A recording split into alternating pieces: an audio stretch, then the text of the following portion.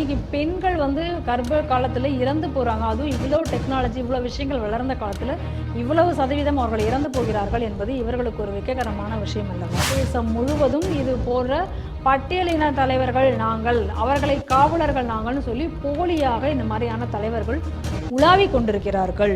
திருத்தணி மலைப்பாதையினுடைய சுற்று பிரகாரத்தில் இன்னைக்கு என்ன பண்ணியிருக்காங்க, திமுகவினுடைய ஒரு கட்சி அலுவலகம் போல அந்த ரோட்டையும் வந்து மாற்றிருக்காங்க. இந்த எஃப்சிஆர்ஏ பணம் எதற்காக பயன்பட்டது? இது அனைத்துமே இங்கே இருக்கக்கூடிய மதமாற்றத்திற்காக பயன்பட்டது.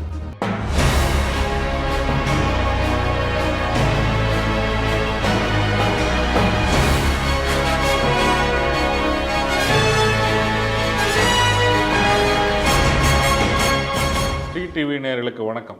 இன்று செய்திகள் சிந்தனை நிகழ்ச்சிக்கு உங்களை அன்புடன் வரவேற்கிறேன். இன்று நாம் சிந்திக்க இருக்கும் செய்திகள் எவை என்று பார்ப்போம். திருத்தணி மலைக்கோவில் பிரகாரம் திமுக அலுவலகமாக மாற்றம், வேடிக்கை பார்க்கும் HRNC. வங்கதேசம் போல இந்தியாவிலும் வன்முறை போராட்டம் நடத்த அழைப்பு விடுக்கும் விசிக வன்னியரசு.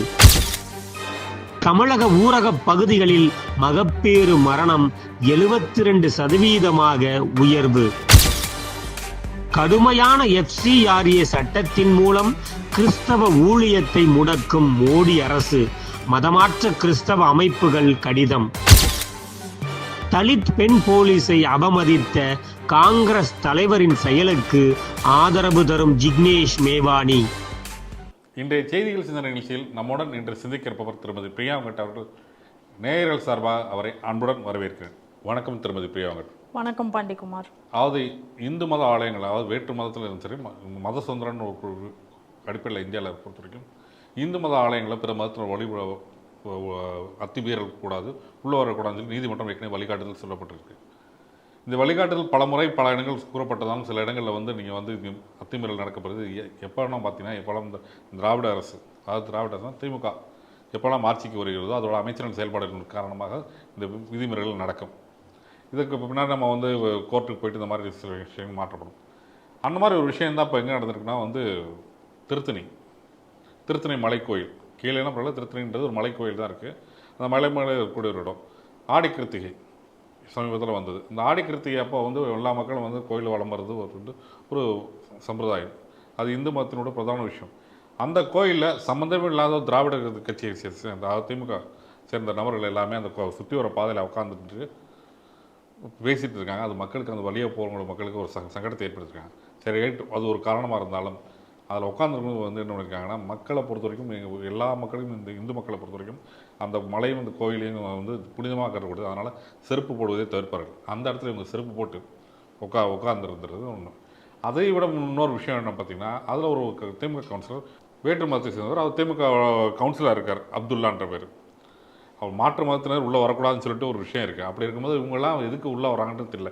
இவங்களுக்கு இறை நம்பிக்கையும் கிடையாது. ஆனால் அடுத்தவன் நம்பிக்கை ஒரு கேலிப்பொருள் ஆக்குவதில் இவங்களுக்கு அப்படி ஒரு என்ன ஒரு அலாதி பிரியமான என்று பொதுமக்கள் கேட்கிறார்கள்.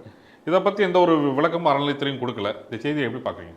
அதாவது ஏற்கனவே அறநிலையத்துறையை பொறுத்த வரைக்கும் என்னெல்லாம் நம்ம பார்த்தோம் அப்படின்னு சொன்னால், சொத்தை வந்து ஆக்கிரமிக்கிறது, புறம்போக்கு அப்படின்னு சொல்லிட்டு கோவில் நிலத்தை வந்து மாற்றுவது, அதை தவிர விற்கிறது, நகைகளை வந்து நகைகளை உருக்குகிறோம் அப்படிங்கிற பேரில் அதில் ஒரு ஃப்ராடுத்தனம் பண்ணுறது, இப்படின்னு சொல்லி தொடர்ந்து இவர்கள் செய்து கொண்டிருந்த விஷயங்களை நம்ம பார்த்துட்ருக்கோம். இந்த நிலையில் ஒரு கோவிலையே ஆக்கிரமிக்கிறது அப்படிங்கிறது வந்து அது அவ்வளோ சுலபம் இல்லையா? டைரெக்டாக போய் கோயிலை ஆக்கிரமிக்குங்கிறது வந்து அவ்வளோ சுலபமான ஒரு விஷயம் கிடையாது. இந்த நிலையில தான் வந்து இப்போ என்ன பண்ணிட்டு இருக்காங்கன்னா, இது மாதிரியான செயல்பாடுகளில் இப்போ வந்து ஈடுபடுறத ஆரம்பிச்சிருக்காங்க. ஏற்கனவே இதே போல தான் வந்து கருணாநிதியோட பேனரை கொண்டு போய் கோவில் மண்டபத்தில் வந்து கட்டி வச்ச சம்பவங்களை பார்க்குறோம். அதுக்கப்புறம் பொதுமக்கள் வந்து அதை எதிர்ப்புக்கு பின் அது அகற்றப்பட்டது, அதையெல்லாம் பார்க்குறோம். இப்போ திருத்தணி மலைப்பாதையினுடைய சுற்று பிரகாரத்தில் இன்னைக்கு என்ன பண்ணியிருக்காங்க, திமுகவினுடைய ஒரு கட்சி அலுவலகம் போல அந்த ரோட்டையும் வந்து மாற்றிருக்கிறார்கள். இந்து மக்கள் பெரும்பாலானவர்கள் கூடி வழிபடக்கூடிய பக்தர்கள் வழிபட்டு போகக்கூடிய அந்த நேரத்தில் வந்து இவர்கள் வந்து அங்கே உட்கார்ந்திருக்கார்கள். அது மட்டும் இல்லாமல் இவங்க கூட்டத்தோட ஒரு பிரபல ரவுடியும் அந்த கூட்டத்தில் இணைந்திருந்திருக்கிறார்கள். அதனால் பொதுமக்களுக்கு மிகுந்த ஒரு அச்சத்துடனே கூட அதை அப்போ அணுக வேண்டியதாக இருந்திருக்கு. அந்த பகுதியில் போய் வரவர்களுக்கு அது ஒரு மிகுந்த ஒரு எரிச்சலையும் ஒரு இதையும் கொடுத்துருக்கு. அது தவிர வந்து அவங்க ஒரு துலுக்கணும் வேற அதுக்குள்ளார எப்படி அலோவ் பண்ணாங்க அப்படிங்கக்கூடிய ஒரு கேள்வியும் எழுகிறது. அப்போ நம்மளுடைய கேள்வி என்னன்னா, உங்களுக்கு தான் வந்து இந்த கோவில் மேலேயோ அந்த கடவுள் மேலேயோ எந்த நம்பிக்கையும் இல்லையா? எந்த நம்பிக்கையும் இல்லாத நீங்கள் எதற்காக அங்கே போய் இருக்கணும்? அப்போ வேண்டுமென்றே இதை திட்டமிட்டு தான் இதை செய்கிறார்கள். அப்போ அந்த இடத்தை ஆக்கிரமித்து இவர்களுடைய ஒரு அலுவலகமாக அதை எப்படி கட்சி அலுவலகம் மாதிரி மாற்றியிருக்கிறார்கள் இன்னைக்கு. அப்போ இதுக்கு காரணம் என்ன அப்படிங்கிற ஒரு விஷயம் இருக்குல்ல. தொடர்ந்து இது போன்ற விஷயங்கள் நடக்கிறது அப்படின்னா அதுக்கு என்ன காரணம் அப்படின்னா, இது ஒரு சம்பவம் நடந்திருக்கு. இப்படிப்பட்ட ஒரு சம்பவம் நடந்ததுக்கப்புறம் இதுக்கு யார் கம்ப்ளைண்ட் கொடுத்துருக்கணும் இன்னைக்கு? ஆளா ஹெச்ஆர்என்சி தானே கம்ப்ளைண்ட் கொடுத்துருக்கணும். நான் என்ன ஹெச்ஆர்என்சினுடைய இதுன்னு, நாங்கள் தான் கோவிலில் நாங்கள் பார்த்துக்குறோம், எங்ககிட்ட இருக்கனால தான் கோவில் நாங்கள் நல்லபடியாக பார்த்துக்குறோம், நாங்கள் ஆக்கிரமிப்புகள் எல்லாம் மீட்கிறோம், இதானே சொல்கிறார் அந்த ஒருத்தர் இருக்கார் இதுக்கு அமைச்சரா, அடிச்சு விடு பாபுன்னு சொல்லி ஒருத்தர். அவர் அதை தானே செய்கிறோம் அப்படின்னு நாங்கள் அப்படி தான் பண்ணுறோம் அப்படின்னு அவர் சொல்கிறாருல்ல. அப்போ இன்னைக்கு நியாயமாக இதுக்கு யார் கம்ப்ளைண்ட் கொடுத்துருக்கணும்? இதுக்கு கம்ப்ளைண்ட் கொடுத்துருக்க வேண்டியவங்க ஹெச்ஆர்என்சியில் இதுக்கு கம்ப்ளைண்ட் கொடுத்துருக்கணும். இது போல் ஒரு அத்துமீறல் நடந்திருக்கிறது அப்படின்னு சொல்லிட்டு செய்யலையே இன்னைக்கு அவங்க. இது போல பல அத்துமீறல்கள் கோவில்களுக்குள்ளார நடக்கும் பொழுதும் ஹெச்ஆர்என்சி இதெல்லாம் பார்த்து வாய் மூடி மௌனமாக செல்கிறது, எந்த நடவடிக்கையும் எடுக்கவில்லை. அதனுடைய ஒரு விளைவு இன்னைக்கு இவங்க வந்து ரொம்ப ஜாலியாக வந்து அவங்களுடைய கட்சி அலுவலகமாகவே அதை மாற்றி வைக்கிறார்கள் அப்படிங்கிறத நம்ம இன்னைக்கு பார்க்குறோம். தொடர்ந்து வந்து கோவில்களில் வந்து ஏதாவது என்ன அப்படின்னு சொன்னால், இன்னைக்கு பக்தர்கள் அப்படிங்கிறது வந்து முன்னாடி கோவிலுக்கும் பக்தர்களுக்கும் இருந்த தொடர்பு அப்படிங்கிறதே வேறு. கோவில்களை வந்து உழவார பணி வந்து அவர்கள் செய்வார்கள். அதன் மூலமாக கோவிலுக்கும் அந்த பக்தர்களுக்கும் இருந்தக்கூடிய ஒரு பந்தம் அது இருந்தது. இன்னைக்கு அந்த பந்தத்தை வந்து உடைச்சி எறியணும்னு நினைக்கிறாங்க. அது பாருங்க, எல்லா விஷயம் பாருங்க. முன்னாடியெல்லாம் வந்து இப்போ நம்ம கோவில் அப்படின்னு போகிறோம் அப்படின்னு சொன்னால் நம்ம ஒரு ராஜகோபுரத்தை பார்த்துட்டாலே கூட நம்ம செருப்புகளை அங்கேயே கழற்றி விட்டு நம்ம உள்ளே போவோம். ஆனால் இன்னைக்கு என்ன ஆகுது, ஹெச்ஆர்என்சியில் ஆஃபீஸர்ஸ் எல்லாம் அவங்க வண்டியெல்லாம் வந்து கோவில் அந்த பிரகாரத்தில் தான் அவங்களுடைய காரு டூ வீலர் அதெல்லாம் பார்க் பண்ணுறாங்க. காரு டூ வீலர்லாம் உள்ளே போகிறவங்க செருப்பை எங்கே போடுவாங்க? அப்போ இது மாதிரியான ஒரு அநீதிகள், அதாவது முன்னாடியெல்லாம் வந்து இந்த ஊர் மராமத்து பணிகள் எல்லாம் யார் செய்வாங்க அப்படின்னு சொன்னால் அந்த ஊரில் இருக்கிற மக்களே வந்து எல்லாரும் இணைந்து இப்போ அந்த வரப்புகளை எல்லாம் சரியாக்கி வைக்கிறது, இந்த மாதிரியான பல வேலைகளை எல்லாம் செய்து கொண்டிருப்பார்கள். இதெல்லாம் நாங்கள் செய்கிறோம் அப்படின்னு சொல்லிட்டு இந்த பிடபிள்யூடி வந்து அதை எல்லாத்தையும் அவர்களிடம் பிரித்தார்கள். எப்போ அரசாங்கம் இதையெல்லாம் பார்த்துக்கிறோன்னு வந்தாங்களோ அப்போ தான் இதெல்லாம் வந்தது. ஏன்னா முன்னாடியெல்லாம் நம்ம ஊர்களெல்லாம் பார்த்தீங்கன்னா இப்போ வரப்புல எல்லாம் வந்து நம்ம செருப்பு போட்டு நடக்கிறது நம்ம வழக்கம் கிடையாது. அதே போல் ஆறு குளங்களில் வந்து நம்ம காலில் செருப்போடு நம்ம உள்ளே போக மாட்டோம். ரெண்டாவது அதுகளில் வந்து நம்ம எச்சில் கூட நம்ம துப்ப மாட்டோம். நம்ம அப்படி இருந்தது. இன்றைக்கி ஆனால் அதனுடைய நிலைமை எப்படி? அதே போல் பார்த்திங்கன்னா மீனவர்கள்லாம் வந்து கடலுக்குள்ளார செருப்பு போட்டு போக மாட்டாங்க. அதை தெய்வமாக மதித்தும் நம்ம அதோட நம்மளோட அது ஊறி இருந்த ஒன்றாக இருந்தது. ஆனால் எப்படி இது எல்லாத்தையும் நம்மளிடமிருந்து இன்னைக்கு பிரித்தார்களோ அதே போல் கோவிலுக்கும் பக்தர்களுக்கும் இடையே உள்ள அந்த ஒரு நெருக்கத்தை பிரிப்பதற்காக, அதன் மேலே ஒரு நம்பிக்கையின்மை ஏற்படுத்துவதற்காக இந்த மாதிரியான விஷயங்களை தொடர்ந்து இங்கே செய்து கொண்டிருக்கிறார்கள். இப்போ பாருங்கள், நிலத்தை வந்து எதா இருந்தாலும் உடனே இப்போ இதுக்கு ஒரு வழக்கு போகிறோன்னு வச்சுக்கோங்க, உடனே கோர்ட் வந்து இதுக்கு ஒரு கண்டனம் தெரிவிக்கும். கோர்ட்டும் எந்த தண்டனையும் தரப்போகிறது இல்லை, யாரையும் பார்த்து எதுவும் சொல்ல போகிறது இல்லை. இப்போ இவ்வளோ நாள் வந்து இந்த நிலத்தை வந்து நாங்கள் வந்து மீட்கிறோம், இவ்வளோ நிலத்தை மீட்டுட்டோம், நாங்கள் வந்து அப்புறம் தான் இவ்வளோ நிலம் மீட்டோம் அப்படின்னெல்லாம் இவர் வந்து எப்போ பார்த்தாலும் சட்டசபையில் பேசுவார். எங்கே யார் மைக்கு நீட்டினாலும் இதே விஷயத்த சொல்லிக்கிட்டு இருப்பார். ஆனால் இப்போ ஒரு சம்பவம் இன்றைக்கி நடந்திருக்கு பாருங்கள். அரசாங்கமே கோவில் நிலத்தை அது அபகரிக்கிறது எப்படி? ஆனால் பல இடங்களில் அரசாங்கம் தான் இந்த கோவில் நிலத்தை அபகரித்திருக்கிறதுங்கிறதையும் பார்க்குறோம். ஆனால் இன்றைக்கி சுப்பிரமணிய சுவாமி கோவில் இங்கே தாம்பரத்தில் சிவசுப்பிரமணிய சுவாமி கோவில்னு இருக்குது. இப்போ அந்த கோவிலினுடைய நிலத்தில் வந்து விளையாட்டு அரங்கம் கட்ட போகிறாங்களாம். அது எப்படிங்க? இப்போ எனக்கு ஒரு நிலம் இருக்குது இல்லை, இப்போ நம்ம ஒன்று வச்சுப்போம், இதுக்கு வந்து ஆணையிட்டது யார் அப்படின்னு சொன்னால் முதல்வர் வந்து ஆணையிட்டிருக்காராம் ஒரு விளையாட்டு அரங்கம் கட்டணும்னு சொல்லிட்டு.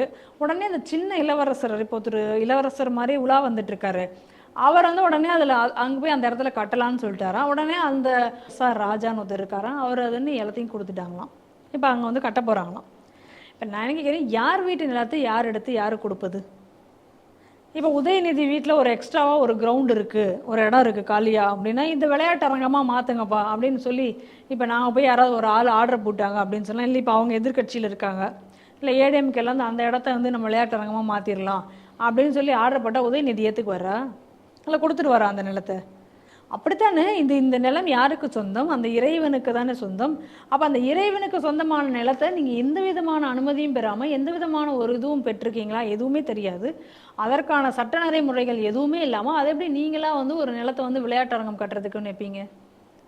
இப்போ என்ன பண்ணியிருக்காங்க அப்படின்னா, அதில் பார்த்தீங்கன்னா ஒரு பெரிய போர்டு ஒன்று கொண்டு போய் வச்சு, அதில் வந்து இப்போ அந்த இன்னும் சொல்லப்போனால் அந்த விளையாட்டு அரங்கத்துக்குள்ளார போய் யாரெல்லாம் விளையாட முடியும்னா, யாரெல்லாம் காசு கொடுக்க முடியுமோ அவங்க தான் போய் விளையாட முடியும். அந்த மாதிரியாகவும் அதை வைத்திருக்கிறார்கள். இப்போ பெய்டு பணம் கட்டவங்களுக்கு மட்டும்தான், பணக்காரன் மட்டுமே போகக்கூடிய அந்த மாதிரியான ஒரு இதாகவும் அதை வைத்திருக்கிறார்கள். அப்போ கோவில் சொத்தை எப்படி ஆட்டையை போட்டு இது அரசாங்கமே பண்ணியிருக்கிற அயோக்கியத்தனம். அப்போ இது அயோக்கியத்தனமா இல்லையா? இது மாதிரியாக சொத்துக்களை வந்து எப்படி வந்து இவங்க வந்து அதை ஆக்கிரமிக்கிறது அப்படிங்கக்கூடிய ஒரு போக்கு தமிழகத்தில் கடந்த இவங்க வந்து ஒரு பக்கம் நாங்கள் வந்து நிலத்தை வந்து மீட்கிறோம் அப்படின்னு சொல்கிறதை தவிர எவ்வளோ நிலம் மீட்டிருக்காங்க யாருக்கு தெரியும்? சரி, எவ்வளோ நிலம் நீங்கள் கெசட்டில் காமிச்சிருக்கீங்க, அதில் எவ்வளோ நிலத்தை இப்போ மீட்டிங்க? அப்போ எவ்வளோ நிலம் புதுசாக எவ்வளோ கோவிலை நீங்கள் ஆட் பண்ணியிருக்கீங்களே, அந்த கோவில்களுக்கான இருந்த நிலம்லாம் எங்கே? அப்போ இன்னும் அதனுடைய மதிப்பு அதிகமாக தானே வரும். அதுக்கான கணக்கு விளக்கு எங்கேயாச்சும் கேட்டு பாருங்கள், இன்னி வரைக்கும் ஏதாவது தந்திருக்காங்களான்னு பாருங்கள். சரி, ஒரு எக்ஸ்டர்னல் ஆடிட்டுக்கு விடுவாங்களா? அதுவும் மாட்டாங்களே. ஆக மொத்தம் கோவிலை மக்களிடமிருந்து பிரித்து கோவிலுக்கும் மக்களுக்கும் இருக்கக்கூடிய ஒரு உறவை துண்டித்து அதை வந்து பண்ணணும் அப்படின்னு சொல்லி இன்னைக்கு வந்து நினைத்து செய்து கொண்டிருக்கிறது HRNCயினுடைய ஒரு வேலையாகவே திட்டமிட்டு அதை செய்து கொண்டிருக்கிறார்கள். கோவிலினுடைய நிலத்தை வந்து தொடர்ந்து இவர்கள் அபகரிக்கும் வேலையை பார்த்து கொண்டிருக்கிறார்கள். அப்போ இன்னைக்கு இந்த HRNC நிச்சயமாக இவர்கள் மீது எந்த கம்ப்ளைண்ட்டும் கொடுக்க போவதில்லை. ஆனால் எப்படி, ஏன்னா ஏற்கனவே இந்த பழனி கோவில்லையும் கூட என்ன நடந்ததுன்னு பார்த்தீங்கல்ல, வேற்று மதத்தினருக்கு அனுமதி இல்லை அப்படின்னு சொல்லி வைக்கப்பட்டிருந்த அந்த போர்டை யார் நீக்கினார்கள்?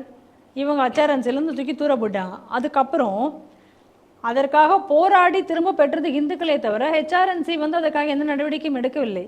இந்துக்கள் போராடிய பிறகுதான் மீண்டும் அந்த போர்டு வந்து அங்கே வைக்கப்பட்டது, கோர்ட் ஆர்டர் வந்து அதுக்கப்புறம் வைக்கப்பட்டது.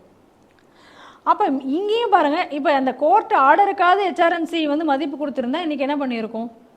இவங்க உள்ளே வரதை இவங்க இன்றைக்கி தடுத்திருக்கோம், இவர்கள் மேலே நடவடிக்கை எடுத்திருக்கோம். ஆனால் அதை செய்யவில்லை HRNC. ஆனால் இவர்கள் மீது உடனடியாக நடவடிக்கை எடுக்கப்பட வேண்டும்.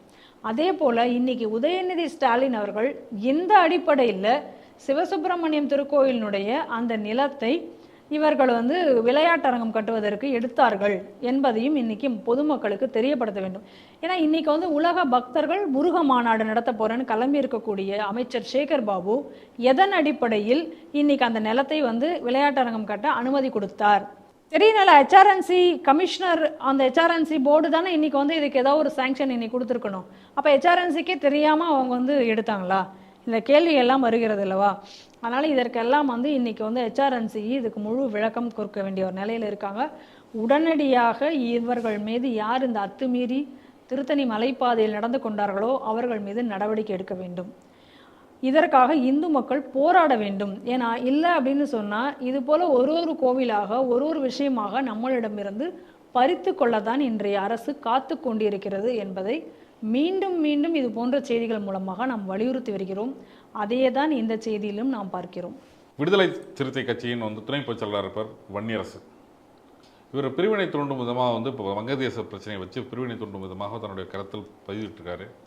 என்ன பதிவிட்டிருக்காருன்னு பார்த்தீங்கன்னா வந்து இடஒதுக்கீடு பற்றி பதிவிட்டிருக்காரு. காரணம் பார்த்தீங்கன்னா வங்கதேசத்தில் வந்து இன்றைக்கி மிகப்பெரிய ஒரு பெரிய கலவரமாகி இன்றைக்கி வந்து அதோட பிரதமர் வந்து நாடு கடந்து செல்லக்கூடிய நிலைமைக்கு போயிருக்கு. அது என்ன காரணம் பார்த்தீங்கன்னா வந்து 1971 வங்கதேச போரில் கலந்து கொண்டவரோட வாரிசுகளுக்கு உறவினர்களுக்கு இடஒதுக்கீடு கொடுக்கப்படும், இல்லை அரசின் வேலைவாய்ப்பில் முன்னுரிமை அளிக்கப்படும் அப்படின்னு சொல்லி அறிவிப்பு வந்தது. அந்த அறிவிப்புக்கு எதிராக பல்கலைக்கழக மாணவர்கள் போராட்டம் நடத்தினார்கள். இந்த போராட்டத்தில் மக்களும் பங்கு கேட்டு பெரிய புரட்சிகரமாக மாறினது. இந்த புரட்சிகரமாக கிட்டத்தட்ட ஒரு 98லேருந்து 100 பேர் வரைக்கும் அவங்க வந்து இந்த வன்முறையில் வந்து இறந்துருக்காங்க. இதன் காரணமாக அவங்க வந்து வெளிநாடு தப்பிச் செல்லும் நிலையில் ஈர்க்கப்படும் போது இதில் வந்து இந்த சம்பவத்தை பேஸ் பண்ணி என்ன அவர் தன்னோட எக்ஸலத்தில் என்ன பண்ணியிருக்காருன்னா, இந்த இடஒதுக்கீட்டில் வந்து அநீதி இருப்பதால் தான் வந்து அங்கே வந்து மிகப்பெரிய ஒரு போராட்டம் நடந்தது. இந்த போராட்டம் மூலமாக ஒரு மிகப்பெரிய புரட்சி வெடித்து அங்கே வந்து இடஒதுக்கீடு ரத்து செய்யும் அளவுக்கு நீதிமன்றமே வந்துள்ளது. இதே மாதிரி விஷயந்தான் இங்கே வந்து வேணும் அப்படின்னு சொல்லியிருக்காரு. அது புரிகிற மாதிரி சொல்லணும்னா எப்படி சொல்லணும் அப்படின்ட்டு அவர் போட்டிருக்காரு. புரிகிற மாதிரி எப்படின்னா, இடஒதுக்கீடு ஏற்கனவே பெறுபவர்களுக்கு மீண்டும் இடஒதுக்கீடு கொடுக்கப்படுது, EWS மூலம் 10% கொடுப்பது என்பது சர்வாதிகாரிகளுக்கு புரியுமா? இல்லை என்றால் மீண்டும் இதே மாதிரி ஒரு புரட்சியில் வைப்பதற்கான வாய்ப்புகள் வரும் அப்படின்னு சொல்லிட்டு அந்த பிரிவினர் மாதிரி இந்த வாசகம் போட்டிருக்காரு. இந்த செய்தியை நீங்கள் எப்படி பார்க்குறீங்க?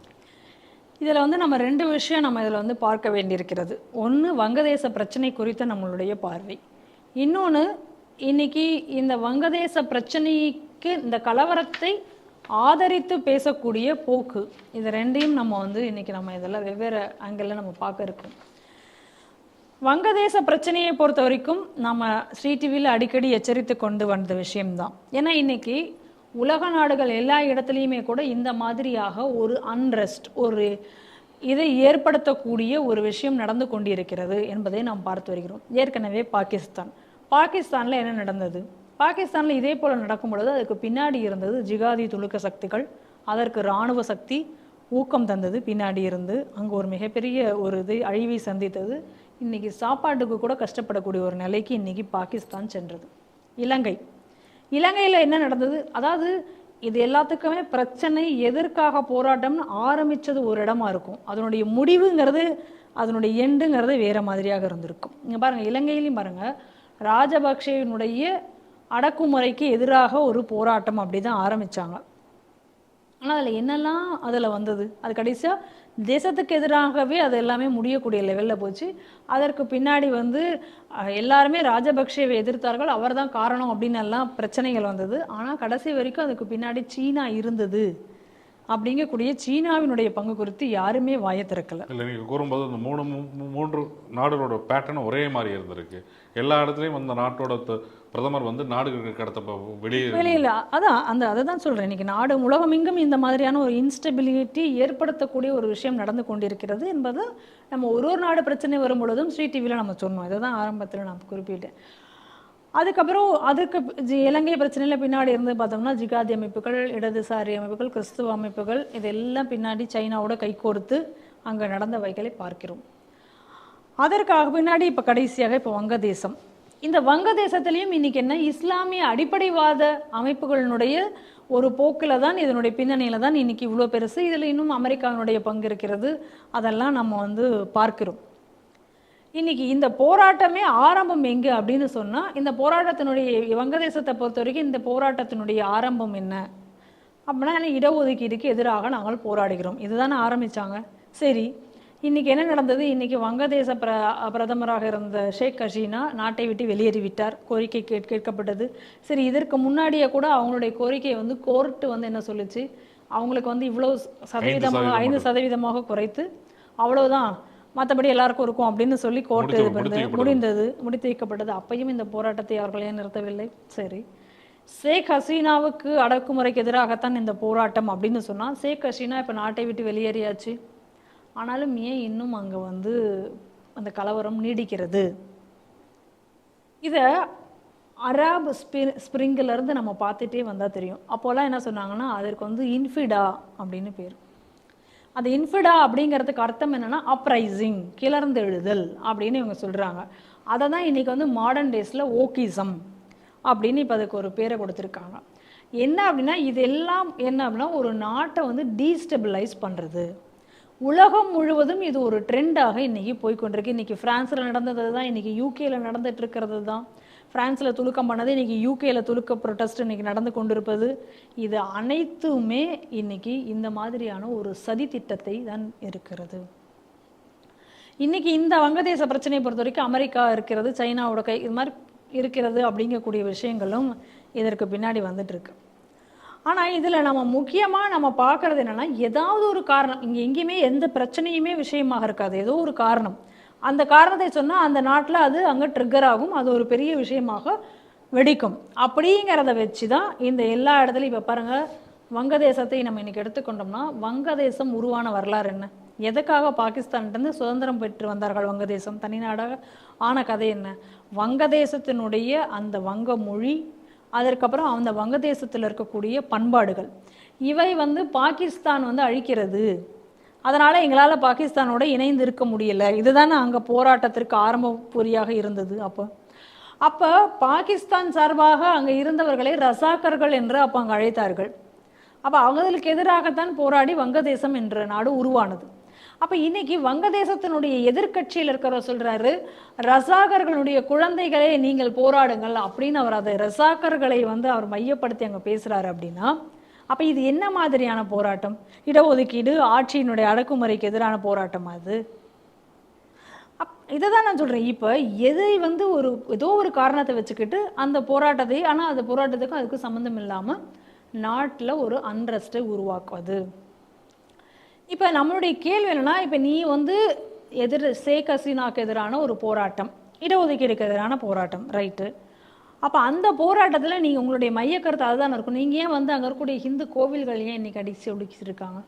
இன்றைக்கி இஸ்கான் கோவில் அங்கே அடித்து ஒடுக்கப்பட்டிருக்கிறது. அதுபோல் நோக்காலியில் அவ்வளவு நிறைய கோவில்கள் அடிக்கப்பட்டிருக்கின்றன. இந்துக்களுடைய வீடுகள் சூறையாடப்பட்டு கொண்டிருக்கின்றன.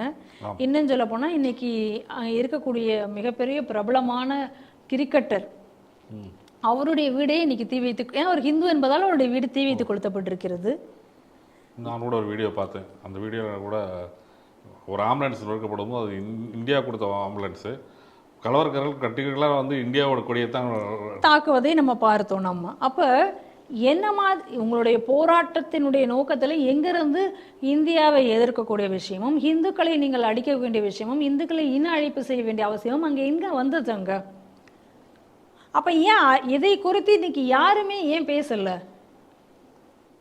ஏதாவது ஒரு விஷயம் வந்துச்சு அப்படின்னு சொல்லியாச்சுன்னா, ஐயோ சேவ் சிரியா, சேவ் பாலஸ்டீன் அப்படிலாம் போட்ட போது ஏன் சேவ் பங்களாதேஷி ஹிந்துஸ்னு ஏன் போடலை? இன்னைக்கு சம்மந்தமே இல்லாமல் அந்த ஹிந்துக்கள் அங்கே தாக்கப்பட்டு கொண்டிருக்கிறார்கள்வா? இப்போ தஸ்லீமா நஸ்ரீன் கூட ஒரு ஸ்டேட்மெண்ட் இன்னைக்கு விட்டுருக்காங்க. அவங்க சொல்லும் பொழுது என்ன சொல்லியிருக்காங்கன்னா, இந்த ரேடிக்கலைஸ்டு இஸ்லாமிகளுக்கு பயந்து கொண்டு என்னை காப்பாற்ற முடியாதுன்னு சொல்லி என்னை நாட்டை விட்டு வெளியேற்றினாங்க அன்னைக்கு ஷேக் ஹசீனா. ஆனால் இன்னைக்கு ஷேக் ஹசீனாவே இந்த நாட்டை விட்டு விரட்டி அடிக்கப்படக்கூடிய நிலைமைக்கு வந்திருக்காங்க. இதுதான் துலுக்க பயங்கரவாதத்துக்கு ஒரு மிகப்பெரிய உதாரணம்ங்கிற மாதிரி அவங்க பேசியிருக்காங்க இன்னைக்கு. இதை தான் நாமளும் சொல்லிட்டு வந்துட்டு இருக்கோம். துலுக்க பயங்கரவாதம் என்பது எல்லா நாடுகளிலும் எல்லா இடங்களிலும் ஒரே போல தான் இருக்கிறது. துலுக்க பயங்கரவாதத்தால் அவர்களுக்குள்ள அவர்களே அடித்து கொண்டு இறந்தது தான் அதிகம். இதையும் நம்ம சொல்லி கொண்டிருக்கிறோம். இன்னைக்கு ஷேக் ஹசீனா யாரு? ஒரு நாட்டில் ஒரு இந்த மாதிரியாக ரேடிக்கலைஸ்டு பண்ணக்கூடிய இந்த பயங்கரவாதத்தை புகட்டக்கூடிய மதரசாக்கள் அது இந்த மாதிரியான பயங்கரவாத விஷயங்களை பரப்பும் பொழுது அதை வளரவிட்டால் அது அந்த நாட்டையே சீரழிக்கும் என்பதற்கு மிகச்சிறந்த உதாரணம் இன்னைக்கு இருக்கக்கூடிய வங்கதேச கலவரம். இப்போ இந்த வங்கதேச கலவரத்தை வச்சு இவர் வந்து இன்னைக்கு பேசியிருக்காரு வன்னியரசு அப்படின்னு நீங்கள் சொன்னீங்க. அப்போ இந்த வன்னியரசு வந்து இன்னைக்கு பல விஷயங்களை சொல்லியிருக்காரு. அதில் அவர் சொல்லும் பொழுது இது என்ன, இவங்க அந்த ஷேக் ஹசீனாவோடது வந்து ஒரு டைனாசிட்டி அரசுங்கிறனால தான் இன்னைக்கு வந்து இந்த வங்கதேச விடுதலைக்கே காரணமாக இருந்த முஜிபுர் ரஹ்மானுடைய சிலையவே இவர்கள் வந்து அங்கே உடைத்தார்கள்.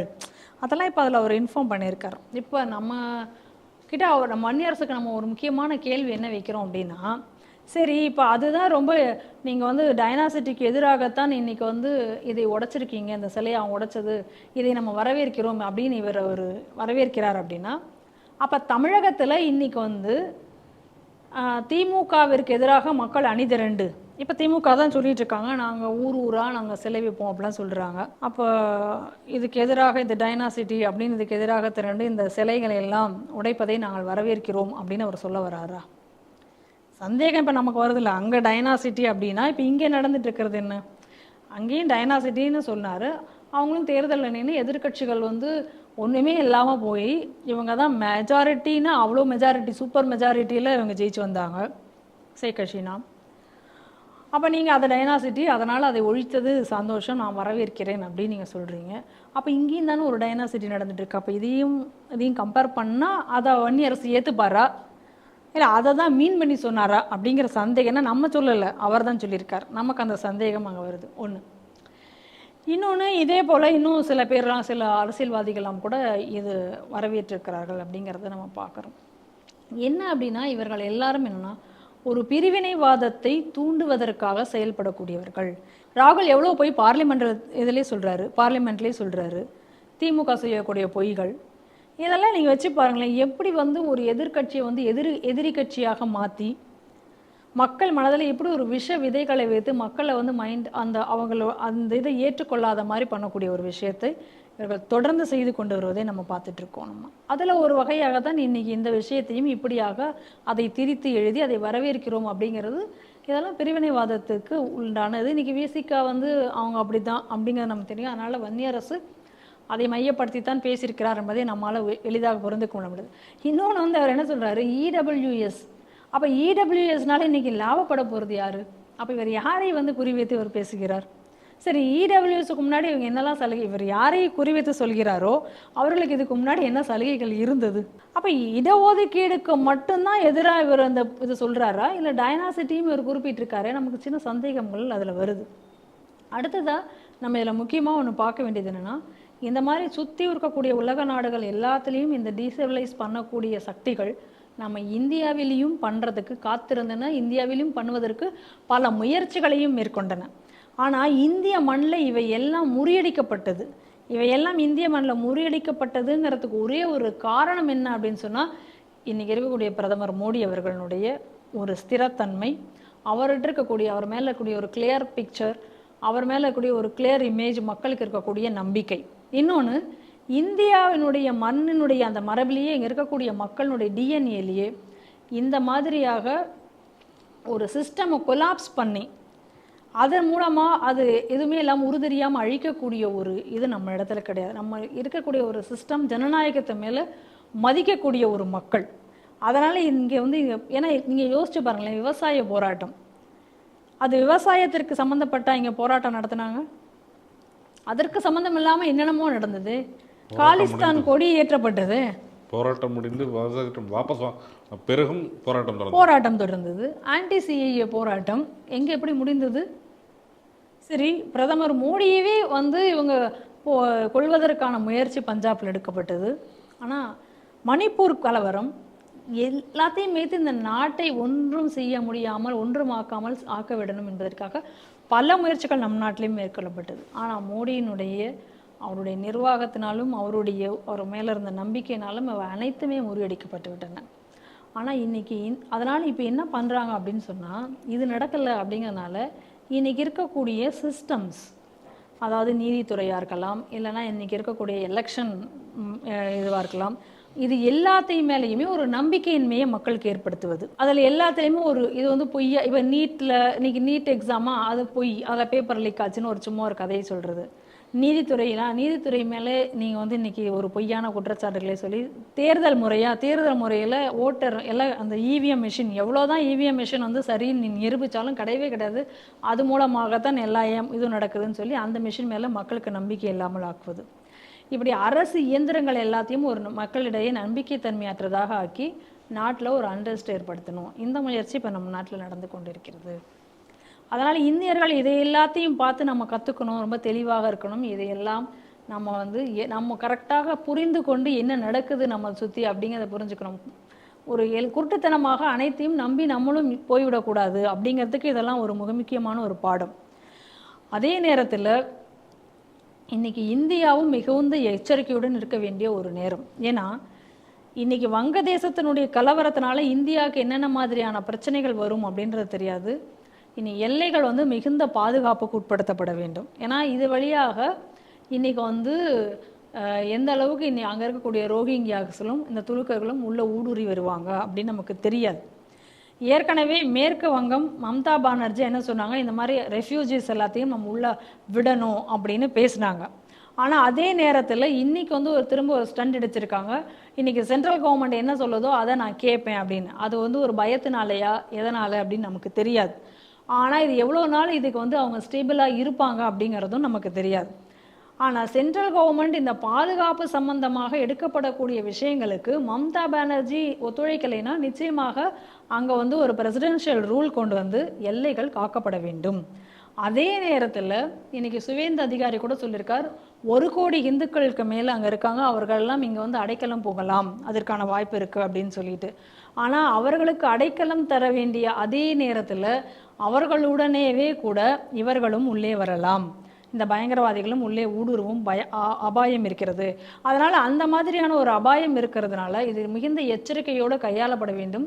அதற்கு ஏதாவது ஒரு சிஸ்டம் அதை வந்து நம்ம உருவாக்கப்படும். ஏன்னா இந்துக்களை நாம காப்பாற்றாமல் வேறு யாரும் காப்பாற்ற முடியாது. ஏன்னா அனாதையாக அந்த மக்களை விடவும் முடியாது. ஏன்னா அங்கே என்ன நடந்துட்டு இருக்கு அப்படிங்கிறத நம்ம பார்க்குறோம். அங்கேருந்து வரக்கூடிய வீடியோக்களை பார்க்கும்பொழுது நம்மளது மனம் பதறுகிறதையும் நம்மால் பார்க்க முடிகிறது. அதனால் அதற்கான ஒரு சிஸ்டமும் இங்கே கொண்டு வரப்பட வேண்டும். எல்லைகளும் பாதுகாக்கப்பட வேண்டும்.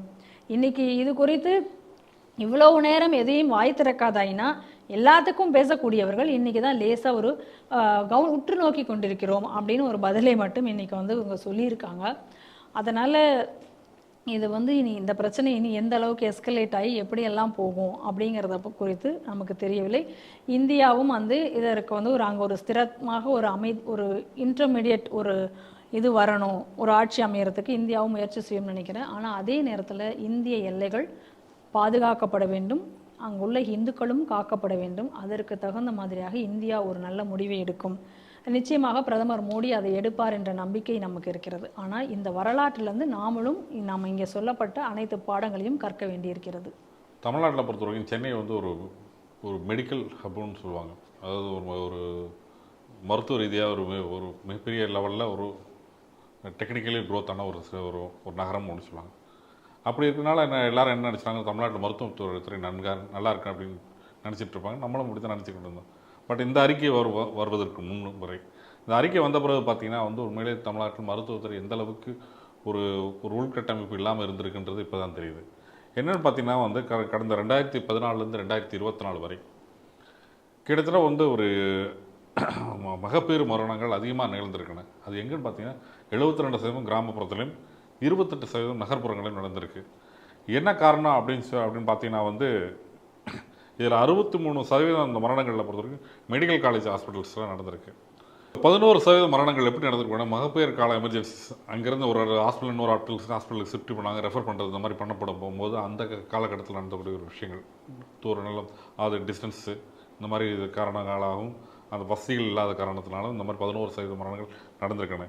இவ்வளோ தொடர்பாக வந்து டிபிஎஸ் மருத்துவத்துறை இயக்குநர்கிட்ட கேட்கப்படும் போது அவர் என்ன சொல்லியிருக்காங்க, ஓப்பனாக சொல்லிட்டார், சில இடங்களில் எங்களுக்கு வந்து சரியான உள்கட்டமைப்பு இன்ஃப்ராஸ்ட்ரக்சர்ஸ் எங்களுக்கு இல்லை, கிராமப்புறம் சென்றடைக்கு இன்ஃப்ராஸ்ட்ரக்சர்ஸ் இல்லை, அதன் காரணமாகவே எங்களுக்கு வந்து பெரும்பாலான அந்த மரணங்கள் நிகழ்த்துறன அப்படின்னு சொல்கிறாங்க. ஆனால் இது மருத்துவத்துறையில் நாங்கள் ஆகாவோன்னு சொல்லக்கூடிய இந்த அரசாங்கம் என்ன பதில் சொல்லுமா அப்படின்ட்டு பொதுமக்கள் அதில் சொல்கிறாங்க. இந்த செய்தி எப்படி பார்க்குறேன்?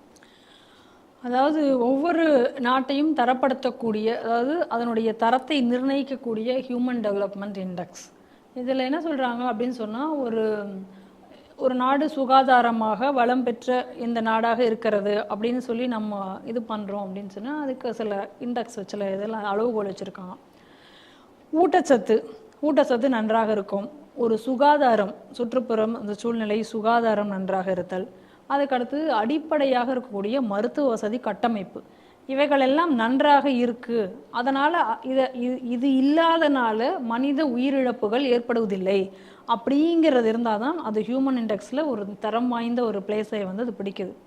ஆனால் இன்னைக்கு தமிழகத்தில் மகப்பேறு கால இறப்பு சதவீதம் வந்து அதிகமாக இருக்கக்கூடிய மாநிலம் தமிழகம் அப்படிங்கிறதை கேட்கும் பொழுது அது எவ்வளோ பெரிய ஒரு அதிர்ச்சி. இன்னும் சொல்ல போனால் இந்த 2014 இந்த 2024 வரைக்கும் இந்த காலகட்டங்களில் தான் இது நடந்துட்டுருக்கு. அப்படின்னா இப்போ திராவிட ஆட்சிகள் வந்ததுக்கப்புறம் இதை வந்து பின்னோக்கி கொண்டு செல்கிறதா தமிழகத்தை அப்படிங்கிற ஒரு கேள்வி வருது. இல்லை, இவங்க தானே என்ன சொல்லிக்கிறாங்க, நாங்கள் எங்களுடைய திராவிட மாடல் எங்கள் திராவிட மாடலில் வந்து அதுவும் இந்த டிஆர்பி ராஜான்னு ஒருத்தர் இருக்கார், அவர் சொல்லுவார், நாங்கள் வந்து தமிழகம் வந்து மற்ற மாநிலங்களோட இன்ஃப்ராஸ்ட்ரக்சர்லாம் போட்டிட்டதில்லை, நாங்கள் வந்து நாடுகளோட போட்டிடுவோனார். அது எந்த நாடுன்னு நமக்கு தெரியாது.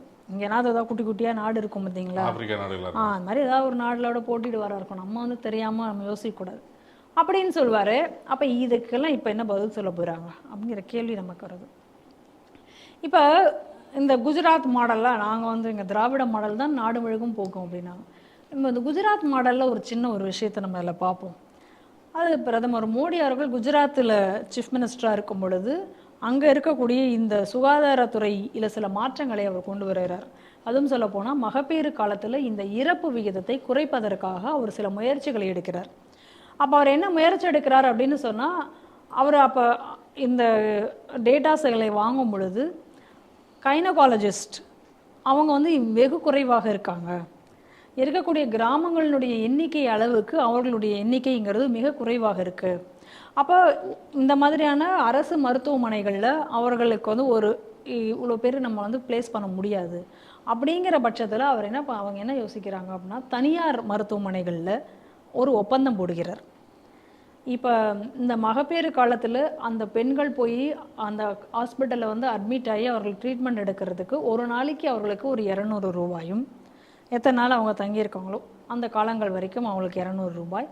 அதே நேரத்தில் அந்த மருத்துவருக்குரிய ஃபீஸு, அந்த ஹாஸ்பிட்டலில் அவங்க கொடுக்கக்கூடிய அந்த ரூம் சார்ஜஸ், அந்த ஃபெசிலிட்டிக்கான சார்ஜஸ், அதற்கான ஒரு தொகை. இது மாதிரி ஒரு MOUவை தனியார் மருத்துவமனைகளுடன் போட்டு இந்த மகப்பேறு மரணங்களை வந்து அவர் தடுத்து நிறுத்தியிருக்கிறாங்க. கிட்டத்தட்ட ஒரு 6000 மரணங்கள் இருந்த இடத்துல ஒரு 2-3 மரணங்கள் தான் அப்படிங்கிற அளவுக்கு அதை வெகுவாக குறைப்பதற்கு அதுபோல் பல திட்டங்களை வந்து அவங்க உருவாக்கியிருக்காங்க. இது பல வருடங்களுக்கு முன்னாடி அவர் உருவாக்கிய ஒரு திட்டம் நடத்தியிருக்காங்க. இப்போ என்னென்னா, இப்போ வந்து பல திட்டங்கள் வந்து புதுசாக இன்றைக்கி வந்து பிரதமர் மோடி ஆட்சிக்கு வந்ததுக்கு பிறகே பெண்களுக்காக மகப்பேறு காலத்தில் ஊட்டச்சத்திற்காக, குழந்தைகளினுடைய ஊட்டச்சத்து குறைபாடுகளை நீக்குவதற்காக மால் நியூட்ரிஷன் சொல்லி பெரிய அளவில் பேசப்பட்டு பல திட்டங்கள் படிப்படியாக இன்றைக்கி உருவாக்கப்பட்டிருக்கு. மோடி வந்த பிறகு வந்து பள்ளிக்கூடத்தில் குழந்தைகள் என்ன மாதிரி ஊட்டச்சத்து உணவு சாப்பிடணுங்கிற பட்டியல் வரைக்கும் இன்னைக்கு கொடுத்துருக்காங்க. அப்போ இதில் வந்து ஒரு முக்கியமான ஒரு திட்டம் வந்து இந்த மாத்திரு வந்தனா அப்படிங்கிற ஒரு திட்டம். இப்போ இங்கே என்னன்னா, தமிழகத்தில் இதே போல் ஒரு மாத்திரு வந்தனாங்கிற பேரில் இல்லாமல் வேறு ஒரு பேரில் அந்த திட்டத்தை இயன்றிட்டு இருந்தோம். இப்போ இது மத்திய அரசும் அதற்கு இப்போ ஸ்பான்சர் பண்ணுறாங்க. அது இணைந்து இப்போ மாத்திரு வந்தனா திட்டமாக இது செயல்பட்டு கொண்டிருக்கு. இதில் என்ன ஒரு பிரச்சனை அப்படின்னா, தமிழகத்தில் மட்டும் என்ன வித்தியாசமான ஒரு சூழ்நிலை இருக்குது அப்படின்னா, பொதுமக்கள் வந்து கம்ப்ளைண்ட் பண்ணியிருக்காங்க. இது எதுக்குன்னா, நான் திராவிட மாடலுக்கும் குஜராத் மாடலுக்கும் ஒரு சின்ன கம்பேரிசனுக்காக சொல்கிறேன். அப்போ அவங்க என்ன கம்ப்ளைண்ட் அப்படின்னா, இந்த திட்டத்தின் கீழே எங்களுக்கு எந்த பணமுமே வரதில்லை. மகப்பேறு கால பணம்னு சொல்லிட்டு உண்டு. அது குறிப்பாக நீ சொல்லக்கூடிய செய்தியில் பார்த்தீங்கன்னா 2021 பிறகு தான் அந்த பிரச்சனை வந்திருக்கு. அதுவும் இல்லை, அது இல்லாமல் வந்து ஒரு கிட் வந்து அவங்க தருவாங்க. அந்த கிட்டில் வந்து சத்தான உணவுகள் உடைய ஒரு 2 பேக், அது அவங்களுடைய மகப்பேறு காலத்துக்கு ஆகிற மாதிரி ஒரு பாஸ்கெட் இதில் கொடுப்பாங்க. அதுவும் தரதில்லை, அந்த ஸ்கீமே இல்லை, ஒர்க் ஆகலை இப்போ அப்படின்னு சொல்லி பெண்கள்லாம் கம்ப்ளைண்ட் பண்ணால் அவனே இவருக்கு வந்து அதுக்கு பதில் சொல்லியிருக்காங்க. அது வந்து மென்பொருள் சரியில்லை, அதனால் அதுக்கு ஸ்கீம் ஒர்க் அவுட் ஆகலை. எத்தனை நாளைக்கு மென்பொருள் சரியில்லாமல் அப்படியே வச்சுருப்பாங்க? அது ஒருவேளை மத்திய அரசுக்கு தான் சரி பண்ணி தரணுன்றது இருந்தாலும் கூட எவ்வளோ நாள் நீங்கள் வச்சுருப்பீங்க? நீங்கள் கோரிக்கை வச்சா தானே அவங்க சரி பண்ணி கொடுப்பாங்க. இல்லை, அது பணம் வந்து இங்கே வந்துருச்சு, பணம் வந்து இங்கே வருது. ஆனால் இந்த திட்டத்தில் வந்து ஸ்கீம் நீங்கள் பயனாளிகளுக்கு யாருக்குமே கொடுக்கல அப்படின்னா, அப்போ அதில் ஏதோ ஸ்கீமில் பிரச்சனை இருக்குன்னா சரி செய்ய வேண்டியது யாருடைய பொறுப்பு? அப்போ எப்படி வந்து பொறுப்பற்ற ஒரு பதிலை இந்த திராவிட மாடல் கொடுத்துருக்கு. குஜராத் மாடல் என்ன பண்ணிருக்கு, திராவிட மாடல் என்ன செய்திருக்குன்னு நீங்களே பார்த்துக்குவாங்க. அதான் நான் சொல்கிறது, இப்போ லேட்டஸ்ட்டாக நீங்கள் வந்து இவ்வளோ மோசமாக செயல்பட்டு இருக்கீங்க. அந்த காலத்தில் இவ்வளோ ஃபெசிலிட்டிஸ் கம்மியாக இருந்த காலத்திலேயே மோடி கவர்மெண்ட் என்ன நிறைவேற்றிருக்குன்னு பாருங்கள். இப்படி வந்து இன்னைக்கு வந்து அந்த இதில் இதுக்கு காரணம் என்ன அப்படின்னு சொல்லும் பொழுது இன்ஃப்ராஸ்ட்ரக்சரே இல்லை. இன்ஃப்ராஸ்ட்ரக்சர் ஃபெயிலியர்னால தான் இந்த அளவுக்கு வந்து நடந்துட்டுருக்கு அப்படின்னு வந்து இப்போ அதில் சொல்லியிருக்காங்க. இதே போல் கொஞ்ச நாளைகளுக்கு முன்னாடி நம்ம என்ன பார்த்தோம், மருத்துவமனையில் மருந்துகள் தீர்ந்துருச்சு, ஸ்டாக் இல்லை அப்படிங்கக்கூடிய கம்ப்ளைண்ட் எல்லாம் வந்தது. உடனே அதுக்கெல்லாம் வேகமாக இவங்க மறுப்பு தெரிவித்தாங்க. அப்படிலாம் ஒன்றுமே கிடையாதுன்னு மாசு பதில் சொல்லிட்டு இருந்ததெல்லாம் நம்ம பார்க்குறோம் நம்ம. ஆனால் இப்போ இந்த ரிப்போர்ட்டை பார்க்கும் பொழுது இப்போ இதுக்கு என்ன பதில் சொல்லுவார்? இப்போ இதுக்கு ஏதாவது ஒரு பதிலை இவங்க வந்து சொல்லுவாங்க. அதனால் இன்றைக்கி மருத்துவத்துறை அப்படிங்கிறது மட்டும் கிடையாது, எல்லா துறையிலையுமே கூட இந்த போல் ஊழல்களை மட்டும் செய்துவிட்டு, ஆனால் நாங்கள் இவ்வளோ விஷயங்களை செய்து விட்டோம் அப்படின்னு சொல்லி இவ்வளோ பணம் அதுக்கு அலோகேட் பண்ணிட்டோம் அப்படின்னு சொல்லிட்டு, ஆனால் அவுட்புட்டில் பார்த்தா எதுவுமே இல்லாத ஒரு நிலை தான் இன்றைக்கி தமிழகத்தில் இருக்கக்கூடிய எந்த துறையாக இருந்தாலும் இருக்கிறது. அப்போ இன்றைக்கி வந்து ஒரு நாட்டினோட முக்கியமாக இன்றைக்கி வந்து பிரதமர் மோடி ஆட்சிக்கு வந்ததிலிருந்து பெண்களுடைய முன்னேற்றத்திற்காக, பெண்களுடைய ஒவ்வொரு விஷயத்திற்காகவும், அவருடைய ஆரோக்கியத்திலிருந்து ஒரு விஷயமாக அவர் சரிப்படுத்தி கொண்டு வந்துட்டு இருக்கக்கூடிய நிலையில இன்னைக்கு பெண்கள் வந்து கர்ப்ப காலத்துல இறந்து போறாங்க. அதுவும் இவ்வளவு டெக்னாலஜி, இவ்வளவு விஷயங்கள் வளர்ந்த காலத்துல இவ்வளவு சதவீதம் அவர்கள் இறந்து போகிறார்கள் என்பது இவர்களுக்கு ஒரு வெட்ககரமான விஷயம் அல்லவா? நாங்கள் தான் பெண்களுக்கான பார்த்துக்கிறோம் அப்படின்னு சொல்லிட்டு என்னது 1000 ரூபா ஒன்று கொடுத்தாங்களே, ஒரு பஸ்ஸில் கொடுத்துட்டு ஓசின்னு எல்லாம் கூட திட்டிகிட்டு இருந்தாங்களே. அப்படின்னு எல்லாம் சொல்லிட்டு இருந்தவங்க இன்னைக்கு இங்கே கனிமொழின்னு ஒரு அம்மா இருக்குது, நான் பெண்களுக்காக நாங்கள் தான் எல்லாமே செய்கிறோன்னு ஒரு அம்மா கிளம்பும். இப்போ உங்களுடைய இது செயல்பாடுகள் இப்படி இருக்குது அப்படின்னு இன்னைக்கு அந்த ரிப்போர்ட் காரி துப்பிருக்கு. அப்போ நீ வந்து என்ன செய்ய போகிற? இப்போ நியாயத்துக்கு இப்போ நீ என்ன பண்ணியிருக்கணும்? ஐயோ இது மாதிரிலாம் இருக்கா, நாங்கள் இதை உடனே சரி செய்ய போகிறோம், இதை பொறுத்து யாராவது இன்னைக்கு பதில் சொல்ல போகிறாங்களா? இல்லை இது குறித்து என்ன இல்லை இந்த அம்மா இதை குறித்து உடனே நான் வந்து இதை குறித்து நான் நடவடிக்கை எடுக்க போகிறேன்னு இந்த அம்மா இப்போ கிளம்பிச்சா? இந்த அம்மா ஏற்கனவே மதுவிலக்கினால் வந்து நாங்கள் மதுவிலக்கை கொண்டு வருவோம் அப்படின்னது. ஏன்னா இத்தனை விதவை பெண்கள் இருக்கிறார்கள், நாங்கள் மதுவிலக்கை கொண்டு வருவோம். ஏமா மதுவிலக்கு நீ கொண்டு வருவேன்னு நீ கொண்டு வரவே இல்லையா அப்படின்னா நாங்கள் அப்படி சொல்லவே இல்லை அப்படின்னு சொன்னது. அதனால் இதுக்கெல்லாம் அந்த அம்மாவுக்கு போராட நேரம் இருக்காது. மணிப்பூரில் ஏதாச்சும் ஒரு பிரச்சனைனா வேணால் இங்கேருந்து அது போகுமா இருக்கலாம். தமிழக பெண்களை பற்றி அது ஒன்றும் கவலைப்பட போகிறது இல்லை. ஆனால் இன்றைக்கி தமிழகம் என்பது இன்றைக்கி சுகாதாரத்துறையாக அதுலேயும் ஊழல், அதுலேயும் வந்து அதன் மூலமாக பெண்களுக்கு எந்த ஒரு இதுவும் கிடையாது. போக்குவரத்து துறையாக எடுத்தால் விடியல் பயணம்னே நம்ம வச்சுக்கலாம். எப்படிலாம் போக்குவரத்து துறையில் நம்ம பஸ்ஸில் ஏறினா ஊர் போய் சேருவோமா நம்ம தெரியாதுங்கிற நிலைமை. இப்படி இன்றைக்கி எல்லா துறையும் எடுத்துக்கோங்க, எந்த துறையாக இருந்தாலும் அதில் ஊழல். இன்றைக்கி ரோடெல்லாம் போடுறாங்களா, அந்த ரோடு எத்தனை நாள் இருக்கும்னே தெரியாது, அந்த ரோடோட எதை சேர்த்து போடுவாங்கன்னு தெரியாது. ரோட்டில் வண்டி இருந்தால் வண்டியோட போட்டுருவாங்க, கேட் இருந்தால் கேட்டோட போடுவாங்க, எப்படி ரோடு போடுவாங்கன்னு நமக்கு தெரியாது.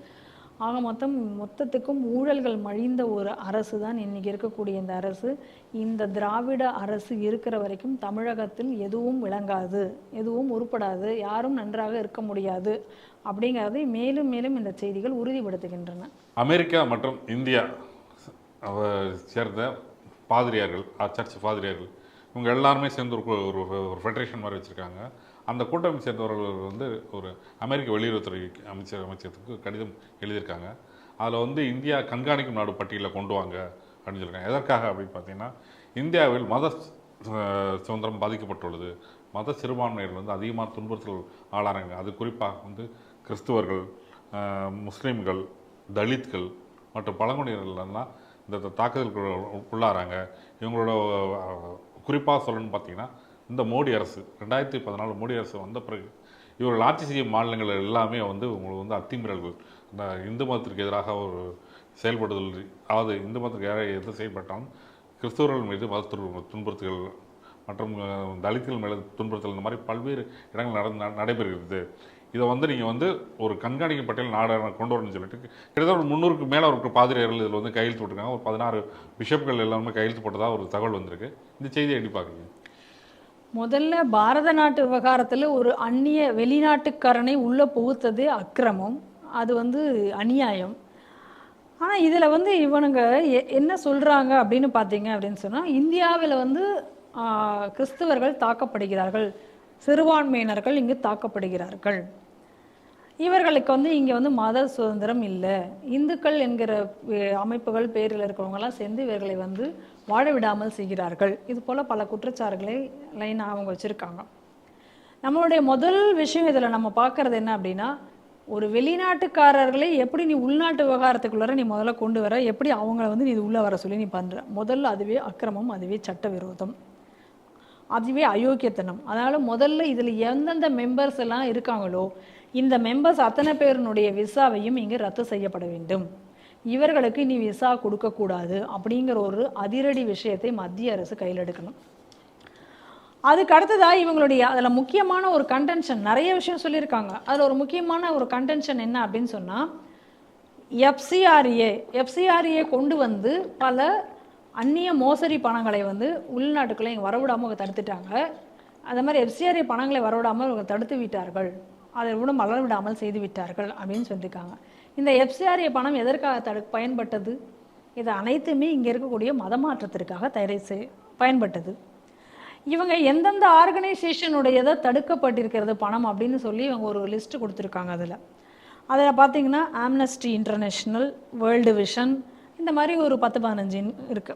இந்த 10-15 அமைப்புகளுமே வெளிப்படையாக மதம் மாற்றம் செய்வதற்காக, மதமாற்றம் செய்தோம், மதமாற்றத்திற்காக அப்படின்னு சொல்லியே இவங்க வந்து பல இடங்களில் இவங்க பண்ணது இருக்கு. அதற்கான ஆதாரங்கள் இருக்கு. அதனுடைய அடிப்படையில் தான் இதுங்க எல்லாமே FCRA ரத்து செய்தார்கள். ஆம்னஸ்டி இன்டர்நேஷனலில் நடந்தக்கூடிய ஊழல்கள், அதில் நடத்தின என்னெல்லாம் கொடுமைகள் எல்லாமே வெளிவந்தது. அது மாதிரி இன்னைக்கு வழக்குகள் எல்லாம் கூட இருக்கு. இன்னைக்கு இந்தியாவின் அரசியலோட தலையீடு பிறகு இவர்கள் நடந்து கொண்டார்கள். இதில் எல்லா அமைப்பு NGO-க்களும் அதே போன்ற அமைப்புகள் தான். அதனால தான் இன்னைக்கு இவர்களை எல்லாத்தையும் தடுத்தார்கள். அப்போ ஒரு மதம் மாற்றத்தை தடுத்து விட்டார்கள் அப்படிங்கிறதுனால இங்கே மேலே தாக்குதல் நடத்தினா நீங்கள் இதில் வந்து தலையிடுங்க அப்படின்னு சொல்கிறான். அப்படின்னா இன்னைக்கு கிறிஸ்துவ மதம் அப்படிங்கிறது எப்படிப்பட்ட ஒரு மதமாக இன்னைக்கு இருக்கிறது. அப்போ அமெரிக்கா எந்த அளவுக்கு இந்த கிறிஸ்துவ மதத்தை வைத்துக்கொண்டு நம் நாட்டு உள்நாட்டு விவகாரங்களில் தலையிடுகிறதுன்னு பாருங்கள். இதெல்லாம் புதுசு கிடையாது. அமெரிக்கா நம்ம நாட்டு அரசியல் உள்ள விஷயங்களில் தலையிடுவதோ செய்வதோ ஏற்கனவே கம்யூனிஸ்ட் இதை வந்து சொல்லியிருக்காங்க. EMS நம்பூதிரிபாடு அவர்களுடைய அந்த தேர்தல் வரும் பொழுது அந்த சமயத்தில் அவரை தோற்கடிப்பதற்காக அங்கே இருந்த சர்ச்சுகள் வேலை பார்த்தன. அமெரிக்கா சர்ச்சுகளின் வாயிலாக, அதாவது NGO-க்களின் வாயிலாக, கிறிஸ்தவ NGO-க்களின் வாயிலாக காங்கிரஸுக்கு எல்லாம் கூட உதவினோட பணம் கொடுத்து அங்கே அவரை தோற்கடிக்கிறதுக்கு செய்தார்கள். இது புத்தகங்களில் கம்யூனிஸ்ட் அவங்க எழுதின அந்த புத்தகங்களில் இது குறிப்பிடப்பட்டிருக்கு. நேருவினுடைய குடும்பத்தை அந்த வரலாறுகள் வரும்பொழுதும் இது வந்து இருந்திருக்கிறது. அப்போ அமெரிக்கா இந்த கிறிஸ்தவர்களை மைய வைத்துக்கொண்டு ஒரு 5ஆம் படையாக இன்னைக்கு இங்கே செயல்பட்டுருக்கு அப்படிங்கக்கூடிய விஷயங்களை பார்க்குறோம். ஏன் அதெல்லாம் விடுங்க. இப்போ லேட்டஸ்டாக நம்ம கூடங்குளம் பிரச்சனை வரும் பொழுது, அந்த அணுகுலை திறக்கக்கூடாது அப்படிங்கக்கூடிய அந்த போராட்டங்கள் வரும் பொழுது, அதற்கப்புறம் அங்கேருந்து அதை பற்றின விஷயங்கள் எல்லாம் வெளியில் வரும் பொழுது, இதே போல் சர்ச்சு வந்து பணம் கொடுத்து இந்த போராட்டங்களை நடத்த சொன்னது அப்படிங்கக்கூடியது அன்றைக்கி இருக்க காங்கிரஸ் கவர்மெண்ட் மன்மோகன் சிங்கே ஒத்துக்கொண்டாரு. அன்றைக்கி இந்த விஷயம் அவ்வளோ தூரம் வெளியில் வந்தது. அதனுடைய அடிப்படையில் ஒன்றுன்னா நடந்ததெல்லாம் பாருங்கள். ஸ்டெர்லைட் ஆலை போராட்டமாக இருக்கலாம், இல்லை எல்லா போராட்டமாக இருக்கலாம். இவங்களுடைய ஹேண்ட் எப்படி பின்னாடி இருந்து செயல்பட்டுருக்கு அப்படிங்கிறத பார்க்குறோம். அப்போ அந்த நாட்டினுடைய வளர்ச்சியை தடுக்கும் விதமாக அந்த நாட்டுக்குள்ளாரையே எப்படி ஊடுருவது அப்படிங்கிறது இன்றைக்கி இவர்கள் பார்த்துருக்கிறார்கள். இன்றைக்கி மணிப்பூர் வயலன்ஸும் கிட்டத்தட்ட அப்படி தானே நடந்தது. ஒபாமா இந்தியாவுக்கு வந்து வருகை தந்த பொழுது இங்கே வந்து அதாவது சம்பந்தமே இல்லாமல் சர்ச்சு மேலே யாரோ ஒரு ஆள் கல் எறிஞ்சதோ இல்லை ஏதோ ஒன்று நடந்தது. அந்த சம்பவத்துக்கு வந்து இந்து அமைப்புகள் தான் அதை செய்து விட்டன அப்படின்னு சொல்லி ஒரு மிகப்பெரிய கதையை கட்டிவிட்டு ஒரு பெரிய கலவரத்தை ஒபாமா முன்னாடி உருவாக்கி உடனே அவர் இங்கே மத சுதந்திரத்தின் மீறல்கள் இருக்கின்றன அப்படின்னு அறிக்கை விட வச்சாங்களா இல்லையா? அப்போ அமெரிக்கா தொடர்ந்து எதை செய்து கொண்டிருக்கிறது. ஆனால் இன்றைக்கி அந்த முயற்சிகள் எல்லாத்தையும் ஒன்றொன்றாக இன்றைக்கி இருக்கக்கூடிய அரசாங்கங்கள் முறியடித்து கொண்டிருக்கின்றன அப்படிங்கிறது வேறு விஷயம். ஆனால் தொடர்ந்து இவர்கள் இந்த பாரத நாட்டுக்குள்ளார இந்த நாட்டினுடைய முன்னேற்றத்தை தடுக்க வேண்டும், இங்கே இருக்கக்கூடிய மக்களை மதம் மாற்ற வேண்டும். அப்போ கிறிஸ்தவர்கள் இன்றைக்கி வந்து நாங்கள் வந்து கல்வி கூடங்கள் நடத்துகிறோம், இன்றைக்கி வந்து ஹாஸ்பிட்டல் நடத்துகிறோம் அப்படின்னு சொல்கிறது எல்லாமே இந்த போர்வையில் தான். அப்புறம் இன்னொரு விஷயம் பாருங்கள், இதில் வந்து அவங்க வந்து சொல்லியிருக்காங்க, ஏன் வந்து கிறிஸ்துவ மதம் வந்து தாக்கப்படுகிறது அப்படின்னு சொன்னால் அவர்கள் வந்து ஜாதிகளை பார்ப்பதில்லையாம். ஜாதிகளை பார்க்காதனால அவங்க வந்து இந்த நாட்டிற்கு எதிரி போல சித்தரிக்கப்படுகிறார்களாம் அப்படின்னு இவங்க சொல்லியிருக்காங்க. அப்போ நம்மளுடைய கேள்வினா, நீங்கள் ஜாதிகளை நீங்கள் பார்க்கவில்லை தானே? ஏன் இப்போ வரைக்கும் பட்டியலின சமுதாயர்கள் ஏன் ஒரு ஆயரா கூட ஒரு பேராயரா கூட ஒருத்தரை நீங்கள் நியமிக்கவில்லைன்னு போராட்டம் நடத்திட்டு இருக்காங்களே, அதுக்கு என்ன பதில் சொல்ல போகிறீங்க? இப்போ வரைக்கும் பட்டியலின சமுதாயத்தை மக்களை இவங்க நியமிக்கல. அதுக்கு தானே பட்டியலின இப்போ இடையில கூட அந்த ஆதிதிராவிட சமுதாய மக்கள்கிட்ட அறிக்கைகள்லாம் வந்துச்சா இல்லையா? இன்னும் கூட சர்ச்சிலையும் கூட இந்த மாதிரியான பாகுபாடுகள் பார்க்கப்படுகிறது என்று சொல்லப்பட்டதா இல்லையா? இப்பையும் திருச்சியில் ஒரு சர்ச்சில் இடையில ஒரு செவர் எழுப்பப்பட்டது இருக்கிறதா இல்லையா? மயானத்திற்கு இந்த பக்கம் மற்ற சமுதாயத்தின் இந்த பக்கம் வந்து ஆதிதிராவிட சமுதாயத்துக்கு என்று பிரிக்கப்பட்டு இருக்கிறதா இல்லையா? ஏன் அப்போ சர்ச்சில் அந்த பாகுபாடு இருக்குது? அப்போ நீங்கள் தான் ஜாதிகள் அற்றது தானே? ஏன் நீங்கள் அப்போ சரி நீங்கள் தான் ஜாதிகள் அற்றது, எதற்காக வந்து இந்த நாட்டினுடைய சலுகைகளை நீங்கள் பெறுகிறீர்கள்? நீ தான் ஒருத்தன் கிறிஸ்தவனா கன்வெர்ட் ஆகிட்டான், அப்போ கிறிஸ்தவன் தானே, அப்போ எதுக்கு நீங்கள் வன்னிய கிறிஸ்தவன், தலித் கிறிஸ்தவன் அப்படின்னு ஏன் வச்சுக்கணும்? நீங்கள் தான் ஜாதி இல்லாத ஒரு இடத்துக்கு போயிட்டீங்கல்ல, ஏன் அப்போ அந்த சலுகைகளே எங்களுக்கு வேணும்னு சொல்லி நீங்கள் கேட்டு போராடணும்? அப்போ இன்றைக்கி வந்து இந்த மாதிரி அந்த பட்டியலின சமுதாய மக்களுடைய மனத்தை மாற்றி அவர்களை மூளைச்சலவை செய்து இவர்கள் மதம் மாற்றிக்கொண்டு இவர்கள் ஒரு கிறிஸ்தவ சாம்ராஜ்யத்தை நாம் நிறுவ வேண்டும் என்று இவங்க பல காலம் கணக்கு போட்டிருந்தாங்க. இன்னைக்கு பிரதமர் மோடி அவர்கள் ஆட்சிக்கு வந்தபோது இந்த முறைகேடுகளை எல்லாம் கண்டறிஞ்சு இன்னைக்கு இந்த FCRA மூலமாக பல முறைகேடுகளை தடுத்து நிறுத்ததனுடைய விளைவாக இன்னைக்கு இந்த மாதிரியாக ஒரு ரெப்ரசன்டேஷன் கொடுத்து இவங்க இது பண்ணிட்டு இருக்காங்க. இதை வச்சு உடனே அமெரிக்காவில் அங்கேருந்து ஒரு கட்டுரை எழுதுவாங்க. இதெல்லாம் எதுக்கு அப்படின்னு சொன்னால் இதை உடனே நோட்டிஃபிகேஷன் பண்ணணும், இது மேலே வந்து ஒரு FATFல கொண்டு வரணும் அப்படிங்கக்கூடிய ஒரு முயற்சி தொடர்ந்து இது செய்து கொண்டிருக்கிறார்கள். ஆனால் அமெரிக்காவும் இதை வந்து இந்த உள்நாட்டு விவகாரத்தில் தலையிடக்கூடாது அப்படி என்பதை உணர வேண்டும். ஏன்னா இங்கே என்ன நடந்து கொண்டிருக்கிறது என்பது இன்றைக்கி அமெரிக்காவுக்கும் தெரியும். முன்னைய மாதிரி இருக்கக்கூடிய மன்மோகன் சிங் ஆட்சி கிடையாது, இன்றைக்கி இருக்கக்கூடியது பிரதமர் மோடி அவர்களுடைய ஆட்சி என்பதை அமெரிக்காவும் உணர்ந்து நடந்து கொள்ளும் என்று நம்ம இந்த இடத்துல நம்புகிறோம். அதனால் நம்ம ஒரு விஷயத்தை தெளிவாக என்ன புரிஞ்சிக்க வேண்டியதுங்க அப்படின்னா, கிறிஸ்தவர்கள் அப்படிங்கிறது இங்கே சேவை செய்யும் நோக்கத்திற்காக வரல, இல்லை இங்கே உள்ள இந்திய மக்களுடைய மேம்பாட்டிற்காக அவர்கள் இல்லை, இந்தியாவை இந்த பாரத நாட்டை அழிப்பதற்கான ஒரு முயற்சியில் தான் அவர்கள் ஈடுபட்டு கொண்டிருக்கிறார்கள் என்பதை நாம் தெளிவாக புரிந்து கொள்ள வேண்டும். அதை தான் இந்த செய்தியில் நம்ம புரிஞ்சு கொள்ள வேண்டிய விஷயம். காங்கிரஸ் கட்சியை சேர்ந்த ஒருத்தர் வந்து ஒரு தலித் பெண்ணை வந்து கீழே தள்ளி விட்டுருக்கார். அவருக்கு இருக்கையே கொடுக்காத அளவுக்கு ஒரு அவலத்தை ஏற்படுத்தியிருக்கார். இவளுக்கும் அந்த பெண்மணி ஒரு சாதாரண பெண்மணி கிடையாது, ஒரு அரசு பதவியில் உயர் பதவியில் இருக்கக்கூடிய ஒரு உளவுத்துறை அதிகாரி. அவருக்கே இந்த நிலைமை நடந்திருக்கு. எங்கன்னு பார்த்தீங்கன்னா குஜராத்தில் வந்து கட்சி இதில் வந்து ஒரு செய்தியாளர் சந்திப்பு. எதற்காக அந்த செய்தியாளர் சந்திப்பு பார்த்தீங்கன்னா வந்து அங்கே இருக்கக்கூடிய தலித்துகளுக்கு வீடு ஒதுக்கீடு தொடர்பாக செய்தியாளர் சந்திப்பு. இதில் வந்து காங்கிரஸ் சார்பாக வந்து ஹரேஷ் அகீர்னு சொல்லிட்டு கலந்துருக்காரு. அதில் ஜிக்னேஷ் மேவானி அப்புறம் வந்து ஒரு பெரிய பிரபலமாக தலித்தின் பிரபலமாக காட்டுக்கிறவர்கள அவங்க 2 பேரும் இப்போ ப்ரெஸ் மீட் கொடுக்கும்போது ஜிக்னேஷ் மேவானியை இந்த உளவுத்துறை போலீஸ் உளவுத்துறை மூலமாக இருக்கக்கூடிய இந்த IB ஆஃபீஸர் வந்து பெண் வந்து ரீனா சௌஹான் அவங்க என்ன அந்த ஃபோட்டோ எடுத்திருக்காங்க. அந்த ஃபோட்டோ எடுத்துருக்கும் போது பார்த்துக்கிட்டு இருந்திருக்கு இந்த ஹரேஷ் அகீர் என்ன பண்ணியிருக்காரு, ஃபோட்டோ எடுத்து உட்காரும்போது அந்த சேரை தள்ளி விட்டுருக்காரு. தள்ளி விட்டது இல்லாமல் வந்து இது ஏதோ ஒரு கால்பன்சி அப்படின்னு நினைக்கலாம். ஆனால் தள்ளி விட்டு அவர் சொன்ன வார்த்தைகள் தான் இதில் பிரதானம். இந்த சேரில் அமர்ற அளவுக்கு உனக்கு தகுதி இல்லை அப்படின்னு சொல்லியிருக்காரு. என்ன காரணம் அப்படின்னா இந்த பெண் தலித்துன்னு அவர் முன்னரவே தெரிந்த காரணத்தினால தான் அவர் இந்த சேருக்கு வந்து இருக்க கொடுக்காம அப்படின்னு தள்ளிவிட்டார். இதனால் அந்த அதிகாரிக்கு வந்து முதுத்தண்டு இது பண்ணிட்டு அருகிலுள்ள மருத்துவமனைக்கு இது பண்ணிருக்கா. அவர் மேலே இப்போ வந்து வழக்கு பதிந்து 14 நாள் காவல்துறை விசாரணைக்கு அழைத்து செல்லப்பட்டிருக்கார். இந்த செய்தி நீங்கள் எப்படி பார்க்குறீங்க? இந்த செய்தியில் இன்னொரு முக்கியமான விஷயம் என்ன அப்படின்னா, இதுக்கப்புறம் ஜிக்னேஷ் மேவானி சொன்னது தான் இல்லை ரொம்ப ஹைலைட்டு. அதற்கு ஜிக்னேஷ் மேவானி சொல்லியிருக்கிறது என்ன அப்படின்னு சொல்லி பார்த்தீங்கன்னா, இந்த வழக்கு அப்படிங்கிறது வந்து ஒரு பொய் வழக்கு. இந்த பெண்மணி வந்து அவங்களுக்கு கொடுத்துருக்கக்கூடிய அந்த PCR ஆக்டை வந்து தவறாக பயன்படுத்தியிருக்கிறார்கள், தவறாக பயன்படுத்தி வேண்டுமென்று இந்த வழக்கை போட்டிருக்காங்க. ஒரு உளவுத்துறை அதிகாரி இவங்க எதுக்காக வந்து எங்களுடைய ப்ரெஸ் மீட்டுக்கு அவங்க வரணும்? இதென்ன அவங்க வீடு, அவங்க பாட்டு அவங்க இஷ்டத்துக்கு வரத்துக்கு? ப்ரெஸ் மீட்டுக்கு நான் வந்து ப்ரெஸ்ஸை தானே நான் கூப்பிட்டுருந்தேன், இவங்க எதுக்கு வராங்க அப்படின்னு கேட்டிருக்காரு. ஒரு உளவுத்துறையினுடைய IBயினுடைய ஒரு வேலையே என்ன அப்படின்னு சொன்னால், இந்த மாதிரியான மீட்டிங்க்கு அவங்களும் போய் நோட்ஸ் எடுக்கக்கூடியது அப்படிங்கிறது வழக்கமான ஒன்று, இது எல்லாருக்கும் தெரிஞ்ச ஒன்று.